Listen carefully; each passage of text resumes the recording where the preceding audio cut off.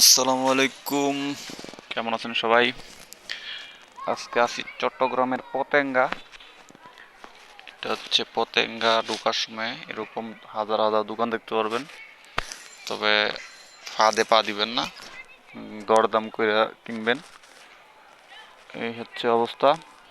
তো আমরা আসছি এখন বেলা বিকাল টাইম, বিকাল না ঠিক বিকালের একটু পরে আমরা ওদিক থেকে ঘুরতে ঘুরতে ওদিক পরে আসছি। সবাই দেখি সানসেট দেখতেছে, আমিও দেখতেছি। দাঁড়াইলাম সানসেট দেখার জন্য, যেহেতু সমুদ্র পাড়ে আসছি, সানসেটটা না দেখলে কেমন। হঠাৎ করে দেখি মাথার উপর দিয়ে বিমান যাচ্ছে। তো তাড়াতাড়ি পকেট থেকে ফোন বার করে ফোন দিয়েই শ্যুট করে দিন একটু, যেহেতু পাশে চট্টগ্রাম বিমানবন্দর। তো আবার সানসেট দেখার মধ্যে মনোযোগ দিলাম, ভাবলাম একটু নিচে যাই। নিচে প্রচুর মানুষজন আছে, আমরা ফ্যামিলি নিয়ে আসছি আসলে। ফ্যামিলি ছাড়া আমি খুব সাধারণত কোথাও যাই না, যাই খুব কম যাই। তো এরকম মনে করেন এই ঢেউ দেখতে হলে অবশ্যই সি বিচ আসতে হইব। যেহেতু বিকাল টাইম ইচ্ছা করছিল গোসল টোসল করি, পানি টানি নামি, কিন্তু শীত সিজন থাকার কারণে আর নামতে পারলাম না। যাই হোক, তাও পানি টানিতে একটু নামলাম, হাঁটলাম। সবাই দেখি দৌড়াদৌড়ি করতেছে, আমার পোলাপানটা খুব খুশি।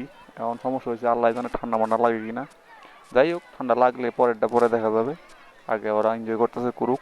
তো আমি ফাঁকে দিয়ে একটু শ্যুট করলাম, আশেপাশে পরিস্থিতি দেখাইতেছি। এই দেখেন পোলাপান খুব খুশি, পানিতে নেমে লাফাইতেছে। ওদের কি আর শীত টিত কি, আগে এনজয় করুক। তো যারা যারা ফ্যামিলি ট্যুর দিতে চান এখন শীত সিজনে মারতে পারেন। এই পর্যন্তই, ভালো থাকবেন, সুস্থ থাকবেন।